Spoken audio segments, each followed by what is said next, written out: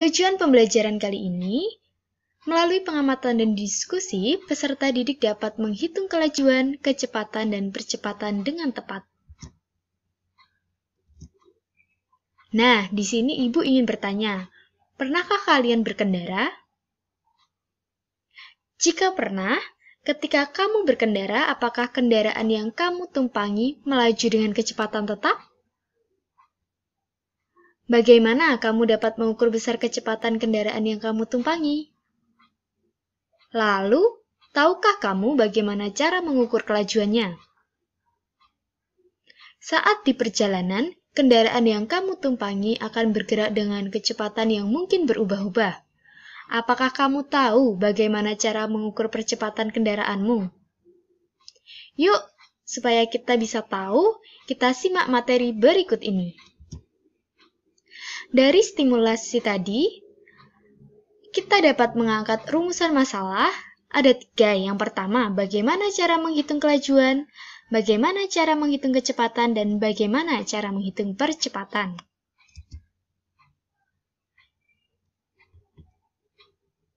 Kelajuan adalah cepat lambatnya perubahan jarak terhadap waktu. Kelajuan termasuk jenis besaran skalar, yang artinya hanya memiliki besar tanpa memperhitungkan arah. Kelajuan memiliki persamaan matematis, yaitu V sama dengan S dibagi dengan T, di mana S adalah jarak dengan satuan meter dan T adalah waktu dengan satuan sekon. Kita tahu tadi bahwa kelajuan adalah cepat lambatnya perubahan jarak terhadap waktu. Next.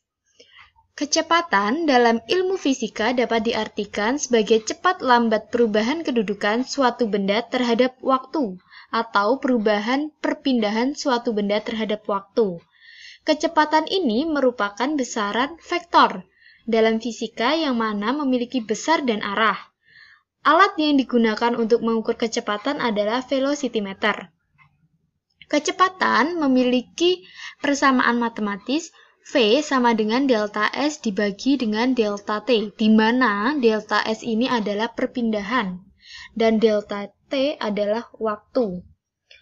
Kita ingat-ingat kembali bahwa perpindahan itu berbeda dengan jarak, di mana perpindahan adalah jumlah lintasan yang ditempuh dengan memperhitungkan posisi awal dan akhir benda. Sedangkan jarak adalah panjang lintasan yang ditempuh. Oke, kita tahu bahwa kelajuan dan kecepatan ini berbeda, di mana tadi kelajuan itu hanya memiliki nilai saja dan kecepatan memiliki nilai dan arah. Misalnya nih, kelajuan 5 meter per sekon itu hanya memiliki nilai 5 meter per sekon. Sedangkan kecepatan misalnya 5 meter per sekon ke arah barat atau ke arah selatan. Seperti itu. Untuk memahami, kita ada contoh terkait kelajuan dan kecepatan, terkait perhitungan kelajuan dan kecepatan. Contohnya, si Adi ini ingin mengendarai sepeda dari titik A ke titik C, melewati rute ABC, dalam selang waktu 50 detik. Hitunglah kelajuan rata-rata dan kecepatan rata-rata Adi.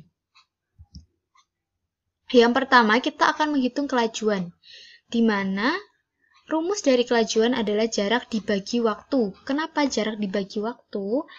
Karena jarak itu adalah panjang lintasan yang ditempuh. Kita tahu bahwa panjang lintasan yang ditempuh dari rute A, B, C itu ada 4 meter ditambah 3 meter, sehingga jaraknya totalnya adalah 7 meter.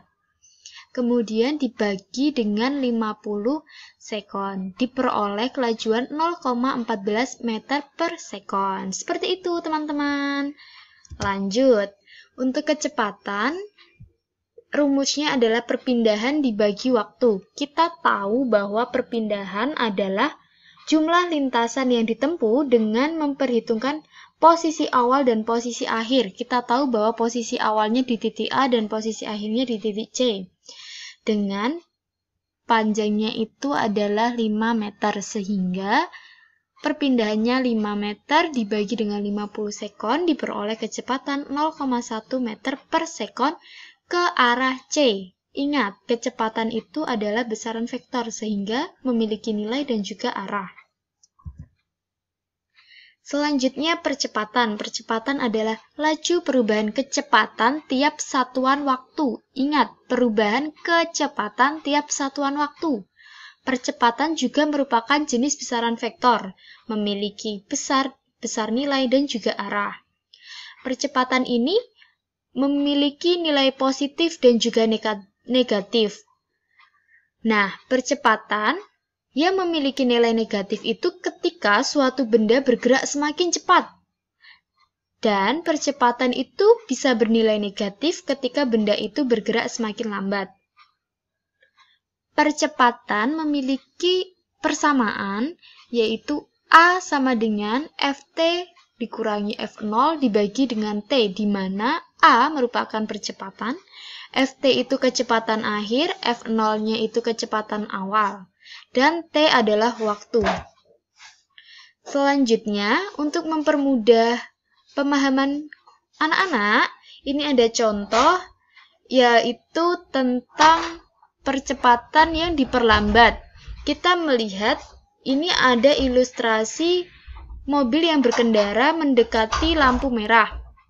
Nah, ketika mobil itu berkendara, awalnya dia memiliki kecepatan. Nah, ketika menemui lampu merah, otomatis dia akan berhenti. Dalam selang waktu 5 sekon, mobil berhenti dari kecepatan awal 10 meter per sekon. Kita bisa mensubstitusi di rumus, yaitu A sama dengan Ft. Ft itu yang kecepatan akhir, di mana mobil itu berhenti. Otomatis kecepatannya adalah 0. Berarti 0 dikurangi dengan kecepatan awal, yaitu 10 meter per sekon. Nanti dibagi dengan waktunya, yaitu 5 sekon. Diperoleh percepatannya negatif 2 meter per sekon kuadrat. Karena merupakan percepatan yang diperlambat. Next. Untuk yang dipercepat, ini ada contoh ketika kita dari titik lampu merah, kemudian mendapatkan lampu hijau, kan awalnya kita F0-nya adalah 0 ya. Kemudian Ft-nya kita otomatis bergerak memiliki kecepatan, yaitu 20 meter per sekon. Kita masukkan ke dalam rumus, kita tahu bahwa Ft-nya itu 20 meter per sekon, nanti dikurangi oleh kecepatan awal ketika diam, yaitu 0 meter per sekon, kemudian dibagi 5 sekon. Mohon maaf, 20 meter per sekon dikurangi 0 meter per sekon dibagi dengan 5 sekon. Nah, percepatannya 4 meter per sekon kuadrat. Seperti itu. Apakah bisa dipahami? Semoga bisa ya. Baik, sekian presentasi materi dari Ibu. Apabila ada kekurangan dalam Ibu menyampaikan, Ibu memohon maaf. Semoga apa yang Ibu sampaikan dapat bermanfaat untuk kalian dan menambah wawasan. Jangan lupa mengerjakan tugas-tugas yang telah tersedia, dan tetap semangat dan jaga kesehatan. Wassalamualaikum warahmatullahi wabarakatuh.